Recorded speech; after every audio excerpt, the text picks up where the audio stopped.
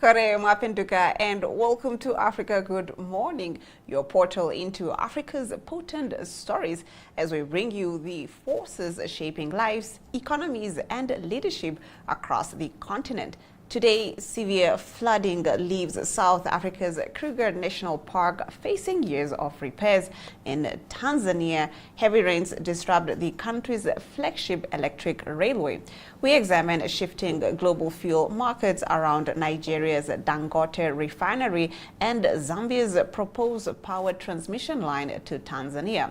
We also assess the economic and social toll of Uganda's election internet shutdown, alongside weather and Namibia's video news stories of the week. My name is Glenora Shipura, and we will be right back with your top stories on the other side of this.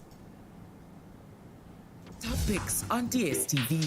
A fresh face alongside a host of new personal and professional troubles await the crew at Firehouse 51. The city needs a leader like you. The Skinwalker team return to investigate even more unexplained paranormal phenomena around the U.S. They can see these portals. And a doctor and a mystic join forces to help the vulnerable. I am completely prepared to follow your orders today. Stay connected to the unmissable on your home of entertainment, DSTV.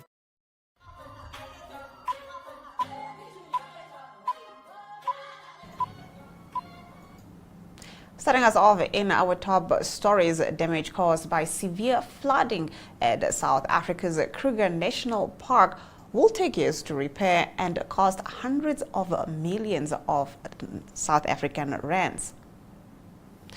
We will be right back on the other side of this.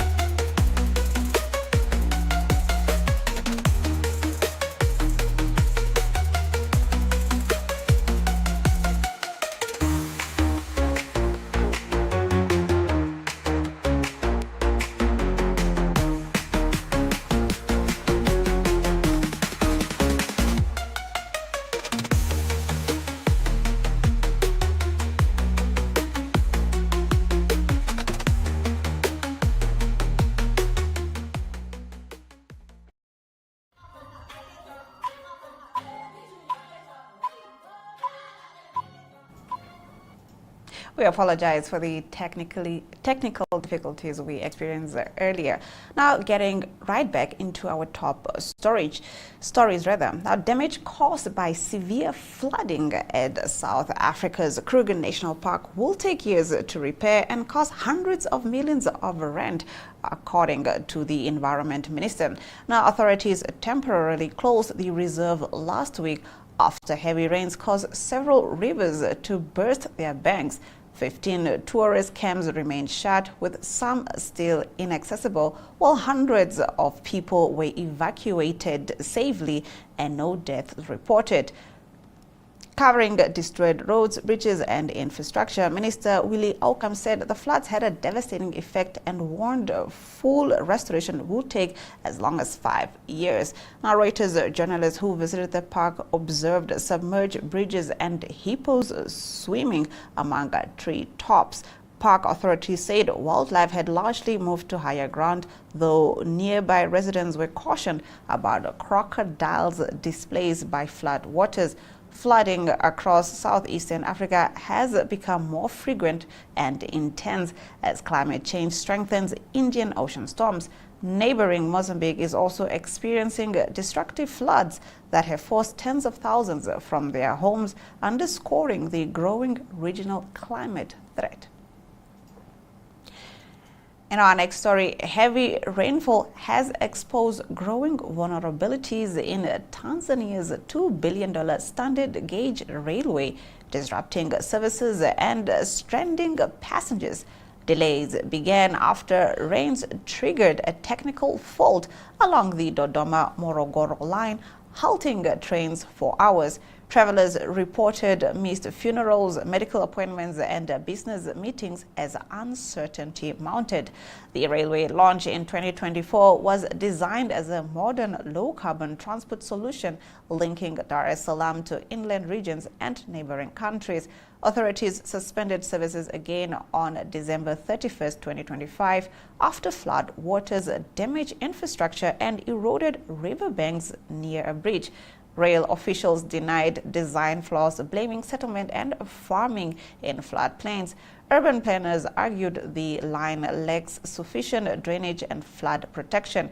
Experts warned that climate-friendly infrastructure remains highly exposed to climate shocks. The disruptions have raised concerns about planning, resilience, and management capacity as extreme weather intensifies. Specialists caution that without stronger adaptation measures, Africa's development ambitions risk repeated disruption and rising long-term cost. The closure of refineries across Europe and North America is reshaping global fuel flows and increasing the strategic importance of Nigeria's Dangote refinery, according to energy intelligence firm Kepler. Nearly 900,000 barrels per day of refining capacity west of the Suez Canal has been permanently removed, tightening supply and reducing buffers against market shocks. With fewer plants operating, margins have remained elevated and reliance on mega refineries has increased. Dangote's 650,000 barrel per day facility is among the key projects expected to stabilize markets alongside Mexico's Dos Bocas refinery. However, operational challenges have limited Dangote's impact so far, with utilization capped at about 60 to 65% due to mechanical issues. Kepler said a major corrective shutdown could allow the refinery to reach structural relevance by mid-2026. At full capacity, it could supply significant volumes of gasoline, diesel, and jet fuel. Expansion plans aims to lift capacity to 1.4 million barrels per day, potentially making it the world's largest refinery. A Zambian energy trader is planning a $100 million investment in a high-voltage transmission line linking Zambia to Tanzania, marking the first direct electricity connection between the two countries. Kanana Power Co. said the project could be completed within a year and would support Zambia's copper mining industry, which has been strained by recent power shortages. The country relies heavily on hydropower and suffered its worst energy crisis on record following a severe drought in 2024. The proposed line would run between Mwakwibete in southwestern Tanzania and Nakonde in northeastern Zambia. Kanana said the project would complement a government-led interconnector under development and improve the country's ability to import electricity. The line would also introduce grid redundancy to stabilize supply. Interest in cross-border power infrastructure is increasing across Africa as nations seek to balance surplus and deficit regions. A larger World Bank-backed transmission project linked to Cape Town to Cairo remains under development and is expected to come online later in the decade. Uganda's nationwide internet shutdown during its disputed general election brought large parts of daily life to a standstill, cutting incomes and isolating communities. Mobile money agents reported losing all earnings as transactions were disabled, while online businesses relying on digital payments and social media were paralyzed. Ride-hailing services shut down as services went offline, forcing motorcycle taxi riders off the roads. Traders who depended on platforms such as Instagram and WhatsApp were unable to receive orders or deliver goods. Journalists said the blackout crippled election coverage, preventing research, communication, and timely reporting. In rural areas, footage had to be physically transported by bus to newsrooms. Students were unable to access online learning, assignments, or family updates. The government said the shutdown was intended to maintain peace, while opposition groups accuse authorities of suppressing information. An African Union Observer report noted that the blackout limited access to information and economic activity, creating suspicion and mistrust. Although services were partially restored, connectivity remains slow for many users. Now that concludes our top stories. We now swing over to the weather predictions for Southern Africa before we return with the news from Namibia.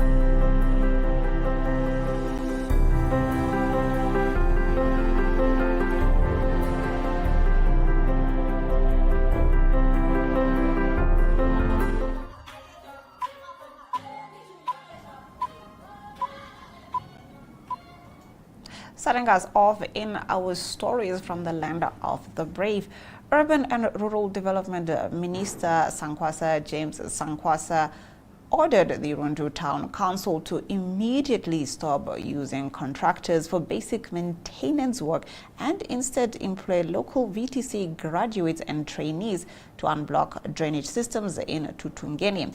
During a side visit to access roads in the area, Sankwasa strongly criticized the continued outsourcing of a simple task, arguing that unemployed youth must be prioritized for short-term work rather than allowing contractors to profit while service delivery fails. He directed the council to urgently deploy local skills to clear blocked pipes and treat drainage problems as emergency services before they worsen. Let's have a look.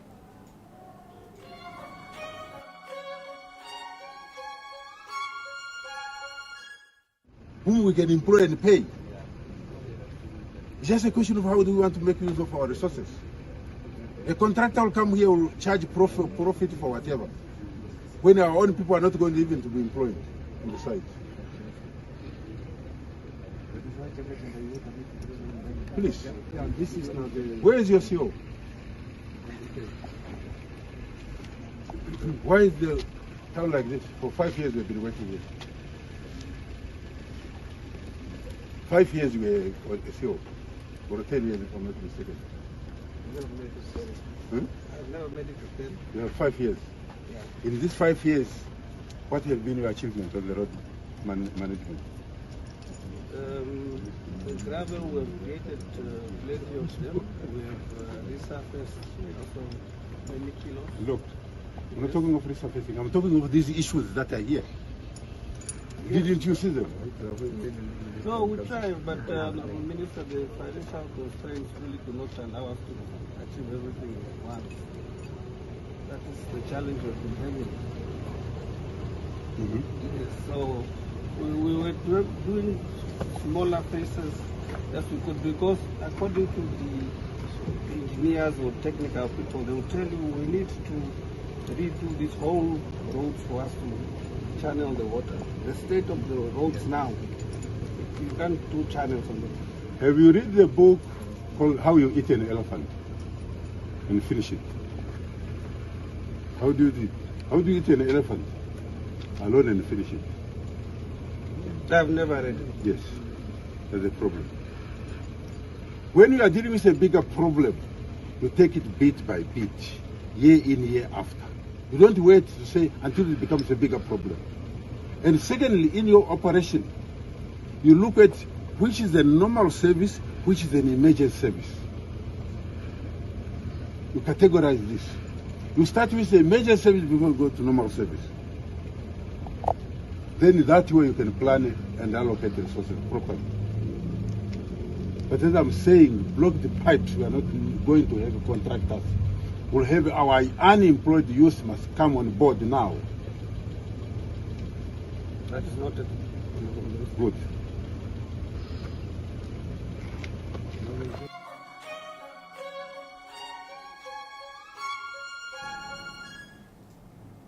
Rosing Uranium has handed over a donation of 100,000 Namibian dollars to the Walvis Bay Child and Family Center. The donation will go towards the establishment of a play therapy room, including soft flooring and specialized equipment designed to enhance the motor skills development of children at the center.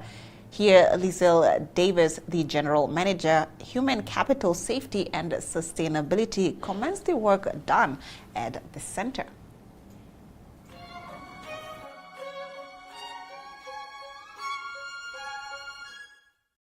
The work being carried out by Wendy and her team through the Sunshine Walvis Bay Child and Family Centre is very commendable. It is also pleasant to note that this centre has the United Nations Sustainability Development Goals as a foundation of the work that you carry out. This ensures that the focus is not lost or diverted. Objectives such as promoting inclusive education in a safe and supportive learning environment ties in with the STV3, good health and well-being, and for quality education. And what is also very good to hear is that the centre is also pushing towards sustainability. Childcare comes at a cost. Sustainability is, or at least income generation, is key to that. So your catering and bakery services, which aim to generate income for the centre's expense, is very commendable, and is something that other childcare facilities should definitely seek to emulate. I look forward to hearing more about the income generating activities. And just finally, I'm very honoured to be here on behalf of Rosing and to officially hand over this donation. We wish you very success in your continued efforts, and I would like to remind you that your work does not go unnoticed. It is seen, valued, and deeply appreciated. Thank you.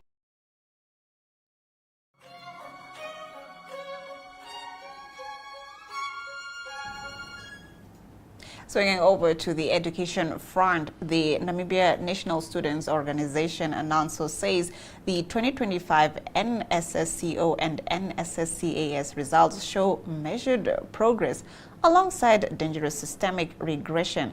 Speaking at a press conference at Acacia High School, NANSO Secretary for Basic and Secondary Education, Lavinia T. Leonard said AS qualification improved from 29.5% in 2024 to 36% in 2025, benefiting 13,921 learners.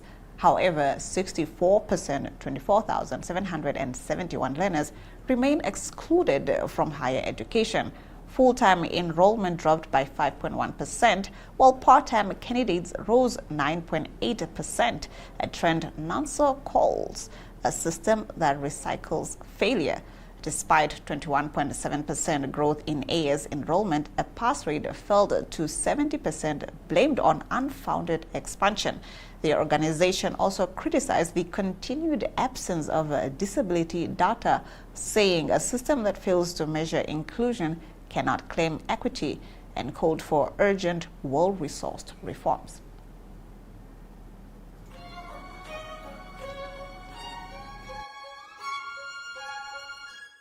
Urgent and decisive action.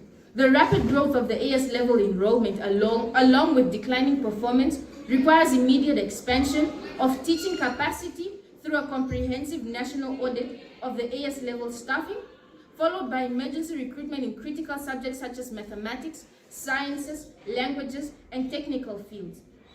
This expansion must be matched with investment in laboratories, our libraries, our learning materials, and especially infrastructure, alongside enforceable class size limits to preserve instructional quality. The loss of hundreds of capable learners due to system strain is unacceptable, and it is preventable. NANSO further calls for an independent investigation to be conducted within 6 months into the decline of full-time enrollment. The study must interrogate economic barriers, school retention practices, gendered exclusions, and migration into part-time education. with a clear objective of restoring and surpassing previous full-time enrollment levels by 2027. The part-time education system requires complete transformation. A system that allows repeated enrollment without meaningful remediation is a fundamental failure of educational purpose. Learners who do not succeed must be provided with structured second chance pathways, targeted academic support, and regulated tuition environments that prioritize learner outcomes over profit. A flexible hybrid learning model must be developed in order to accommodate working learners without sacrificing educational quality. The achievements of Kavango East and Hardap must be systemically documented through independent case studies that identify the specific interventions responsible for their success. These lessons must then be equitably replicated through structured partnerships between high-performing and underperforming regions. Persistently underperforming regions, including Kunene, should be designated as educational priority zones.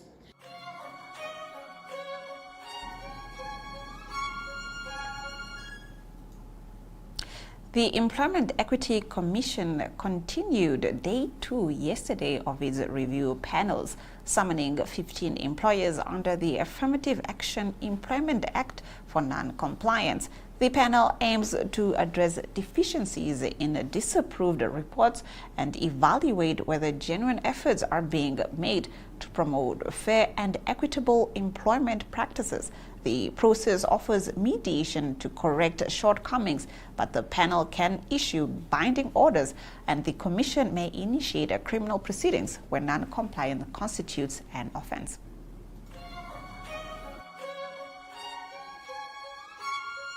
As an employer, the review panel had an opportunity to further discuss the case, and the affirmative action report of Kongsberg Maritime Namibia is hereby disapproved. We have taken consideration of the presentation. Unfortunately, the report has been disapproved.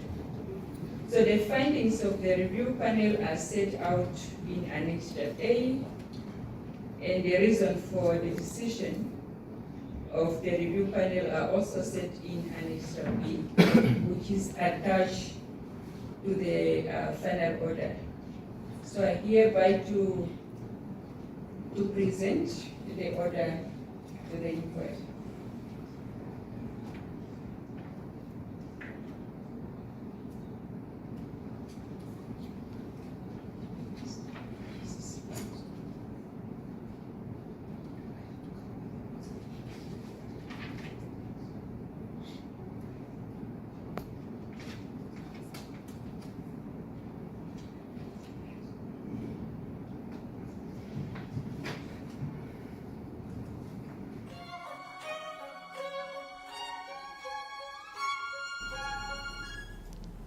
And with that, we have come to the end of the broadcast. Thank you for tuning in into Africa Good Morning all week for all your potent African stories. From me, Glenn Rashipura, until next time.